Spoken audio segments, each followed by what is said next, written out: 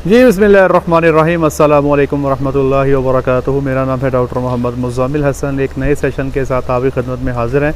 आज गलघोटू पे बात करेंगे आपसे, और हमारे जो डॉक्टर साहिबान हैं जो फील्ड में अभी नए नए आए हैं प्रैक्टिस करने के लिए, या वो बच्चे जो फ्रेश फारिग हुए हैं, आपसे ट्रीटमेंट का जिक्र करेंगे गलघोटू की। गलघोटू एक बीमारी ऐसी है जो आपको टाइम नहीं देती, और इतना शॉर्ट दौरानिया होता है कि आपको फौरी तौर पर फ़ैसला करना होता है कि आपने क्या करना है।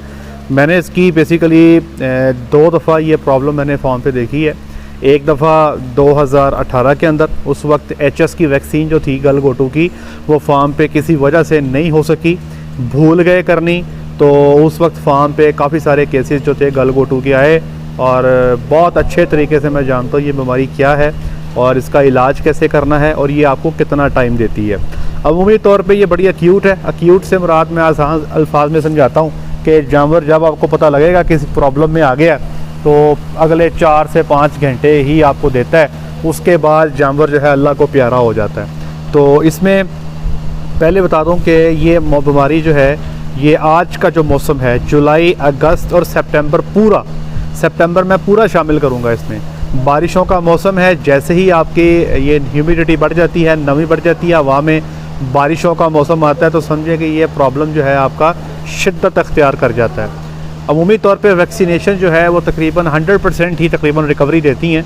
हमने आज तक जिन जिन फार्म्स पे वैक्सीन करवाई है, अल्लाह के फजल से कभी भी अल्हम्दुलिल्लाह वहाँ पे HS का गलघोटू का मसला नहीं बना। लेकिन लोग जो हैं वो अमूमी तौर पे बाद औक़ात वैक्सीनेशन नहीं कर पाते। जब वैक्सीनेशन नहीं करते तो इशू बन जाता है। तो सबसे पहले तो बता दूं कि इसका बेहतरीन हल है वैक्सीनेशन। वैक्सीनेशन 3 तरह की अवेलेबल है। एक आपको पामोसान मिल जाएगी, सना लेबॉर्ट्री की, मैंने इस्तेमाल की है, ठीक है, अच्छी है। दूसरी आप सेलमोर की इस्तेमाल कर सकते हैं, न्यू बैक्ट्रीना, ये भी मैंने इस्तेमाल की है, ये भी ठीक है, ये भी अच्छी है। अच्छा, तीसरी वैक्सीन जो है अभी रिसेंटली मुस्तफ़ा ब्रदर वाले लेकर आए हैं, तो वो थोड़ी महंगी है, लेकिन मैंने वो इस्तेमाल नहीं की। हो सकता है वो इन दोनों से बहुत अच्छी हो सकता है वो इसका भी इतना ही इफ़ेक्ट हो सकता है वो इनसे हल्की हो, लेकिन जब वो इस्तेमाल होगी तब आपके उसके बारे में कुछ आपको बताया जा सकता है। तो फौरी तौर पे पहले नंबर पे तो ये है कि वैक्सीन कर लें, इंतज़ार ना करें। जब मेरे पास ये इशू बना था 2018 में, तो मुझे याद है कि हमने जब वैक्सीन की थी, बीमारी आने पे की थी। पहले केस आया तो इग्नोर कर दिया। जब 2 केस इकट्ठे आ गए ना, तो फिर सोचा कि यार अब इसको ना डिले नहीं किया जा सकता। फौरी तौर पे वैक्सीन करवाई, और हमारे पास वैक्सीन करवाने के 2 हफ्ते बाद तक केस आते रहे। लेकिन जैसे ही वैक्सीन करवाए को 2 हफ्ते से ज़्यादा का टाइम गुजर गया, हमारे पास जो केसेस थे HS के वो आने बंद हो गए। तो वैक्सीन करवा लें, ये इसका भाई सबसे बेहतरीन हल है। अगर बीमारी आ जाती है तो भाई फिर ना जी आप कहने दौड़े लग जाती हैं, और फिर जो है ना बड़ा मसला बन जाता है। और आपको पता है कि आप ज़्यादातर फार्मर्स ऐसे हैं जिनके पास डॉक्टर्स की फैसिलिटी जो है वो पूरी सूरी होती है। उनको पता नहीं होता कि हमने किसको बुलाना है, कब बुलाना है, और ट्रीटमेंट ऑप्शन वगैरह जो भी है। इसमें होगा क्या, सबसे पहले जो मैंने अपना देखा है, अभी कल एक साहब ने मुझे वीडियो शेयर की थी, उनके जानवर को भी HS का गलघोटू का मसला बना था।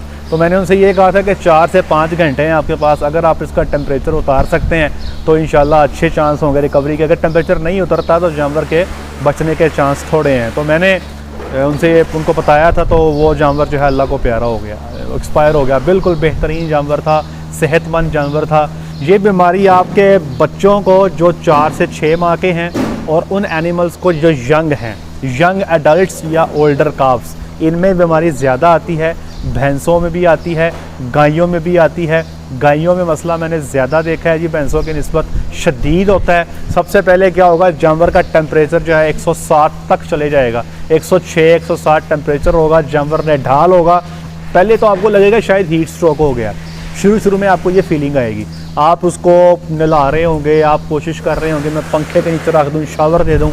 अच्छा, पहली स्टेज में बहुत ज़्यादा, बहुत हाई टेम्परेचर होता है, जानवर निढाल हो जाता, बिल्कुल कुंगर जाता है, जानवर के मुंह से रालें निकल रही होती हैं। जैसे अमूमी तौर पे एक ऐसा जानवर जिसको गर्मी लग रही है, मुंह से वो थूक फेंक रहा होता है, इसी तरह जानवर की आंखों से पानी आ रहा है। फिर जैसे जैसे स्टेज बढ़ती जाती है तो फिर जानवर के नाक से पानी आने लग जाता है, और जानवर को सांस लेने में दिक्कत का सामना करना पड़ता है।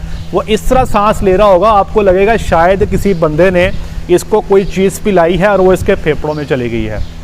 आपको लगेगा शायद ड्रेंचिंग हो गई है।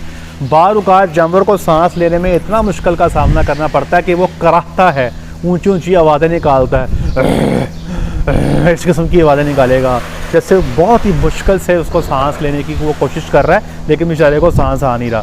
फिर अगली स्टेज जैसे ही एडवांस होती जाएगी तो ये जो पूरा एरिया है निचला, ये यहाँ से लेके बिल्कुल नीचे तक झालर तक, ये सारे के सारे में स्वेलिंग हो सकती है, सोजन हो सकती है।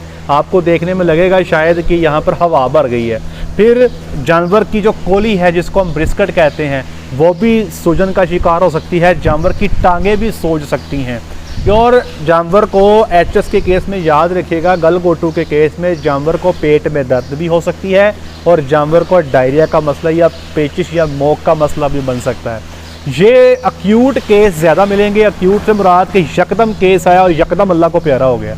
आपके पास टाइम होगा 4 से 6 घंटे। 4 से 6 घंटे में टेम्परेचर उतार गए तो उसके चांसेस बहुत अच्छे हैं। टेम्परेचर उतारना ही पहला काम है, टेम्परेचर ही इसका उतरना मुश्किल होता है। अब आपने इसकी ट्रीटमेंट क्या करनी है। एक केस आपके पास आ गया, आपको लग रहा है कि यार ये एचएस का केस है, जानवर को सांस मुश्किल से आ रहा है, उसके मुंह से रालें निकल रही हैं, आँख से पानी, नाक से जो है वो डिस्चार्ज जा रहा है, टेम्परेचर बहुत चढ़ गया है, सांस लेने में डिफ़िकल्टी है, तो फौरी तौर पे आपने 2-3 काम करने हैं जो मैं आपसे शेयर करने जा रहा हूँ। यहाँ पे याद रखिएगा कि एक लम्हे के लिए भूल जाइएगा कि आपका जानवर प्रेग्नेंट है, ठीक है, क्योंकि अगर जानवर ही ना बचा तो प्रेगनेंसी का तो सवाल ही पैदा नहीं होता। तो आपने जो सारे स्टेप है वो अपने पास रखने हैं। अगर किसी लम्हे कोई ऐसी दवाई लगानी पड़ जाए जो उसकी प्रेगनेंसी को ख़राब कर सकती है तो लगा लेनी है। जानवर बच जाएगा तो कल को इंशाल्लाह प्रेग्नेंट भी हो जाएगा। तो सबसे पहले आपने करना ये है, जानवर को कीटोप्रूफन जो कीटोजेक्ट का टीका है ये आपने उसको गोश्त में लगा देना है। बड़ा जानवर है तो 25 सीसी गोश्त में लगा दें। नंबर 2, आपने लॉक्सिन, फ्लोनेक्सन, मैग्लोमीन का टीका जो है ये आपने बड़ी गाय को 35 से 40 सीसी ये आपने उसकी नब्ज़ में लगा देना है, ठीक है जी। अच्छा, साथ ही साथ आपने अगला काम ये करना है, आपको मार्केट से हाइपरटोनिक सलाइन ये मिल जाएगा। अगर आपके पास मार्केट में हाइपरटोनिक सलाइन मौजूद नहीं है तो आप क्या करेंगे, नॉर्मल सलाइन की बॉटल लेंगे। आपको ये बड़े आराम से किसी भी मेडिकल स्टोर से मिल जाएगी। नॉर्मल सलाइन की बॉटल लें, उस बॉटल को ऊपर से आपने काट लेना है। जब आप बॉटल को ऊपर से काट लेंगे फिर आपने क्या करना, एक आपने फेस मास्क लेना है। फेस मास्क ये जो आपका आजकल कोरोना में सारे लोग पहनते हैं, उसकी 2 तहें होती हैं। आपने जो अंदर वाली तह है वो काट लेनी है, ठीक है जी। अब आपने उस फेस मास्क के अंदर 75 ग्राम नमक डालना है। जी हाँ, 75 ग्राम नमक। 75 ग्राम नमक डाल के फेस मास्क को बंद करना है और आपने वो जो नॉर्मल सलाइन वाली बोतल काटी हुई है उसके ऊपर उसको रख देना ताकि अच्छी तरह जो नमक है वो उस नॉर्मल सलाइन में मिक्स हो जाए। इसमें होगा ये कि नमक मिक्स हो जाएगा, सोडियम क्लोराइड मिक्स हो जाएगा। अगर इस नमक में कोई इम्प्योरिटी है तो वो मास्क के अंदर रह जाएगी, वो बॉटल में शामिल नहीं होगी। तो इस तरह करके आपने ये 7.5% जो है सोडियम क्लोराइड का हाइपरटोनिक सोल्यूशन बना लेना है। हाइपरटोनिक सलाइन इसको कहते हैं। अगर जानवर का वजन 500 से 600 किलो है तो 2 से 2.5 लीटर आपने उसको नब्ज़ में फौरी लगा देना है, फौरी तौर पे इंट्रावीनस कर देना है, ठीक है जी। फिर बता दूं, पहले मैंने कीटोजेक्ट लगवाया, फिर मैंने लॉक्सिन लगवाया, अब मैंने हाइपरटोनिक सोल्यूशन लगवा दिया है। और इस सोल्यूशन को लगाने के साथ साथ कोशिश करें कि जानवर के पास ठीक ठाक मिकदार में पानी मौजूद हो। इस सोल्यूशन के लगाने के बाद जानवर बहुत बड़ी मिकदार में पानी पी सकता है, हो सकता है 30, 35, 40 लीटर पानी पी ले। तो ये सोल्यूशन जो है ये आप टॉक्सिक मेस्टाइटिस में भी इस्तेमाल कर सकते हैं, ये आप टॉक्सिक मेट्राइटिस, पर्पल मेट्राइटिस में भी इस्तेमाल कर सकते हैं, ये आप बैफ के गंदे केसेस में भी इस्तेमाल कर सकते हैं और एचएस में भी आपने इस्तेमाल करना है। अब इसके बाद आपने एंटीबायोटिक कौन सी लगानी है। अमूमी तौर पे जो कॉम्बिनेशन आपको बताने जा रहा हूँ ये आजमूदा नुस्खा है, ये इस्तेमाल करेंगे इंशाल्लाह फ़ायदा होगा। आपने सल्फाडिमारीन जो सल्फ़ा ग्रुप है, ये डॉक्टर साहबान को पता है जिसकी मैं बात कर रहा हूँ, ट्राइबर्सन या मिसाल के तौर पे वो ले लें। 50 ml ट्राइबर्सन आपने आईवी कर देनी है, डबल डोज है तकरीबन। 50 ml ट्राइबर्सन आपने आईवी कर देनी है और हर 8 घंटे पे रिपीट करनी है, मतलब 24 घंटों में 3 दफ़ा लगानी है। बहुत ठीक ठाक हैवी डोज है। नंबर 2, साथ आपने जो इंजेक्शन और लगाना है एंटीबायोटिक का, वो आपने यूज़ करना है क्लेवेट यूज़ कर लें। इसमें अमॉक्सिसिलिन और साथ इसके मौजूद है जी क्लेवोलेनिक एसिड। तो ये जो क्लेवेट है ये आपने 35 ml 12 घंटे के फ़र्क से 2 दफ़ा लगाना है। तो ये नुस्खा है जी आपका पहले दिन का। अच्छा, अगर जानवर फिर भी स्टेबल नहीं हो रहा, प्रॉब्लम कर रहा है, तो इस केस में आपने कोशिश करनी है कि फिर आखिरी ऑप्शन ये है कि डेकाट्रॉन जो है वो आपने 20 ml, ठीक है जी, पेनाकॉट है तो वो ले लें, पेनाकॉट है तो 10 cc लगा दें, डेकाट्रॉन है तो 20 cc जो है उसको IV कर दें। ये आपका पहले दिन का हो गया। अगर आपका जानवर 12 घंटे निकाल गया, उसके बड़े अच्छे चांसेस हैं कि वो रिकवर हो जाएगा। अगर जानवर पहला दिन निकाल जाता है तो इंशाल्लाह वो बच जाएगा, उसकी ट्रीटमेंट सक्सेसफुल हो जाएगी। दूसरे दिन में आपने एंटीबायोटिक जो ट्राइबर्सन थी वो दिन में 2 दफ़ा कर देनी है, और जो क्लेवेट आपको मैंने एंटीबायोटिक लगाई थी वो दिन में 1 दफ़ा कर देनी है, और कीटोजेक्ट का टीका वो भी दिन में आप 1 ही दफ़ा लगाएंगे। पहले दिन में कीटोजेक्ट भी आपने 2 दफ़ा लगाना है, पहले दिन में लॉक्सिन भी आपने 2 दफ़ा लगाना है, दूसरे दिन फिर आपने क्लेवेट लॉक्सिन भी 1 दफ़ा करना है और कीटोजेक्ट भी आपने 1 दफ़ा करना है। तब आप जानवर को एनर्जी प्रोवाइड करने के लिए डेक्स्ट्रोज का जो है सोल्यूशन दे सकते हैं। उसमें आप मल्टीविटामिन ऐड कर लें, नेवेट फोर्ट ऐड कर लें, इससे जानवर को एनर्जी मिलेगी। तो ये कुछ ट्रीटमेंट प्लान है। एंटीबायोटिक्स में इस कॉम्बिनेशन के अलावा आप फ्लोरफेनिकोल का इस्तेमाल भी कर सकते हैं, फ्लू शॉट के नाम से अवेलेबल है। आप सेफ्टिफर का जेंटामाइसिन का कॉम्बिनेशन से सेफ्टिफर भी इस्तेमाल कर सकते हैं। सेफ्टिफर आप IM करेंगे और जेंटामाइसिन जो है आप IV करेंगे। सेफ्टिफर दिन में 2 दफ़ा, जेंटामाइसिन दिन में 3 दफ़ा IV करेंगे। तो ये टोटल मैंने आपको ट्रीटमेंट रजीम समझा दी है। लेकिन भाई इसका बेहतरीन हल वैक्सीनेशन है। जब बीमारी आ जाती है तो फिर दौड़ लगाने से, इतनी महंगी ट्रीटमेंट करने से, आप यकीन करें कि बहुत सस्ती इसकी वैक्सीनेशन है। मेरा ख्याल है जो पामोसान है वो मेरा ख्याल है हार्डली कुछ 40 या 45 रुपये की डोज़ बनती है एक जानवर की, और जो न्यू बैक्टीरिया है वो भी कोई इतनी 50-60 रुपये की डोज़ बनती है। अगर मेरे पास फार्म पे 100 जानवर है तो मिला के मेरा 10,000 भी वैक्सीन पे नहीं लगेगा। अगर मेरा एक जानवर बीमार हो जाता है तो 10,000 से मेरी मेडिसिन ऊपर लगेगी।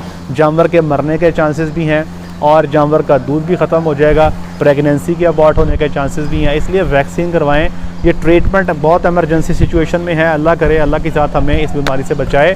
आई होप सो कि ये आपके लिए काफ़ी हेल्पफुल होगी। आप अगर वेटनेरियन हैं तो आई होप सो आपको इससे काफ़ी फ़ायदा हुआ होगा। आज के लिए इतना ही। अपना ख्याल रखें, दुआ में याद रखें, 5 वक्त की नमाज़ अदा करें। अस्सलामु अलैकुम।